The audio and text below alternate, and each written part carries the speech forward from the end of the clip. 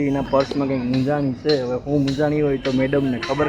હું મૂંઝાણી એવું હતું કે આપણે ડાયરેક્ટ મેરેજમાંથી આવ્યા હતા, હા, તો ચુન્ની ને બધું હતું. હવે આ જે બેસ્ટ છે એ ફરવા માટે તો અહીંયા બી આપણે શું કંઈ કપડાં કંઈ અલગ ચેન્જ કરવા પડે. આપણી મિસ્ટેક છે કે આપણે લઈ આવ્યા નહોતા. તો પછી મેં એવું વિચાર્યું કે આમાં ને આમાં કેમ ચેન્જીસ કરી નાખો, તો ચુન્ની કાઢીને મૂકી દીધી. તો ફ્રેન્ડ્સ, મેડમ એનું કલ્ચર છે એ ચેન્જ કરી અને વિદેશી કલ્ચરમાં આવી ગઈ છે. તો હેલો ફ્રેન્ડ, જય શ્રી કૃષ્ણ, જય દ્વારકાધીશ. કેમ છો બધા? મજામાં? આજે થોડુંક એક્સાઇટેડ છું કારણ કે સેકન્ડ પાર્ટ લઈને આવી ગયો છું. એ પણ તમે કદાચ બેકગ્રાઉન્ડ જોઈને થોડો ઘણો અંદાજો લગાડી શકતા હશો કે અમે કદાચ ક્યાં આવ્યા છે. તો જો આ મેડમ અત્યારે હાલમાં દીવ પહોંચી ગઈ. બોલો તો મેડમ, ક્યાં નીકળ્યા તમે? મેં તો તમને કીધું જ હતું કે દેલવાડા સુધી આવી અને દીવ ના જઈએ. ઓલું શું કહેવાય કે ગંગા સુધી પહોંચી અને ડૂબકી ના લગાડીએ, એ ન બને. ડૂબકી તો લગાડવી પડે ને. તો અહીંયા હું દરિયામાં નાહવા માટે આવી છું તું? તો જરૂરી છે કે દીવમાં પીવા માટે જવાય, બાકી અવાય જ નહીં. તો ફ્રેન્ડ્સ, આપણી સાથે બ્લોગમાં કન્ટિન્યુ રહેજો. આપણે તમને લોકોને દીવના નાના મોટા જે કંઈ પણ સ્થળ છે ત્યાંની જગ્યા, ત્યાંનું એન્વાયરમેન્ટ, ત્યાંનું લોકેશન અને ત્યાંની મજા બધું તમને લાઈવ બતાવીશ. તો અત્યારે આપણે જવાનું છે અહીંયાથી અંદર એન્ટર દીવ. તો મેડમ, દીવ જઈને શું કરવાનું છે તમારે? ફરશું, ખાશું, ખાલી પીશું નહીં. ઓકે, તો પીવાનું નથી હો, ફાઇનલ. જોજે, યાદ રાખજે.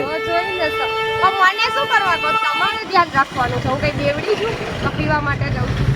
નક્કી ના હોય ફ્રેન્ડ્સ. દીવ આવ્યા અને મેડમ કહે કે મારે કંઈક પીવું છે, તો પીવાનું થોડું હોય કંઈ આવીને અહીંયા આવીને વ્લોગિંગ કરવાનું, ફરવાનું અને મજાની લાઈફ. શું કહું ફ્રેન્ડ્સ?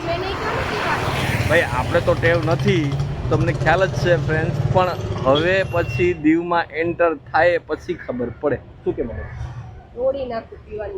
જો ફ્રેન્ડ્સ, મેડમ ભેગા છે એટલે આપણે કંઈ કરતા જ નથી. છતાં પણ હું તમને પહેલાં એડવાન્સ કહી દઉં છું કે દીવમાં જે લોકેશન છે તો આપણે બધા લોકેશનના શું કહેવાય સ્થળના દર્શન અને માહિતી એકઠી કરી અને પછી આપણે આગળ વધશું. તો ચલો ફ્રેન્ડ્સ, હવે ડાયરેક્ટ મળીએ દીવમાં.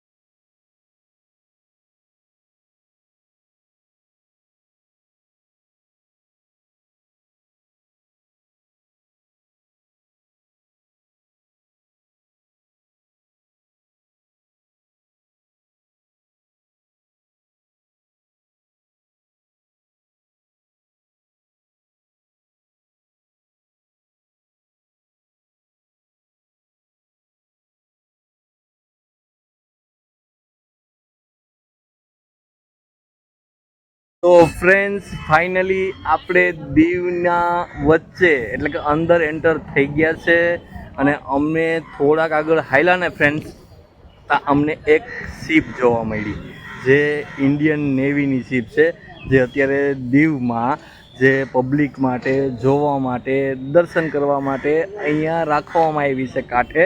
અને મેડમ છે એના પર્સમાં કંઈક મૂંઝાણી છે. હવે હું મૂંઝાણી હોય તો મેડમને ખબર. હું મૂંઝાણી એવું હતું કે આપણે ડાયરેક્ટ મેરેજમાંથી આવ્યા હતા, હા, તો ચુન્ની ને બધું હતું. હવે આ જે બેસ્ટ છે એ ફરવા માટે તો અહીંયા બી આપણે શું કંઈ કપડાં કંઈ અલગ ચેન્જ કરવા પડે. આપણી મિસ્ટેક છે કે આપણે લઈ આવ્યા નહોતા. તો પછી મેં એવું વિચાર્યું કે આમાં ને આમાં કેમ ચેન્જીસ કરી નાખો, તો ચુન્ની કાઢીને મૂકી દીધી. તો ફ્રેન્ડ્સ, મેડમ એનું કલ્ચર છે એ ચેન્જ કરી અને વિદેશી કલ્ચરમાં આવી ગઈ છે. તો પહેલાં તો આપણે જો વાતોની ગપશપ કરશું તો તમને બતાવવાનું છે તો અમારે રહી જ જશે.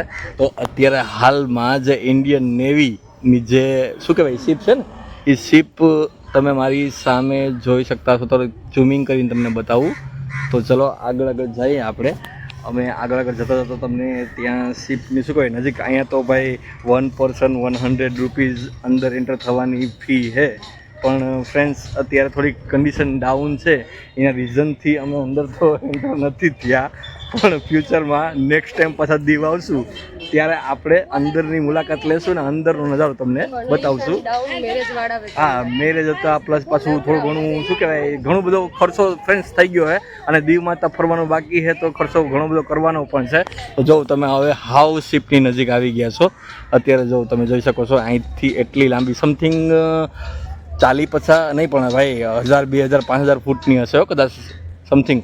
અને ફ્રેન્ડ્સ બીજું એક વસ્તુ તમને બતાવો, આ જે દીવની જેલ છે ને જેલ, આ દીવની જેલ જો તમે જોઈ શકો છો, આ દીવની દરિયાની વચ્ચે જેલ છે, ત્યાં અહીંથી સાવ નજીક થાય છે.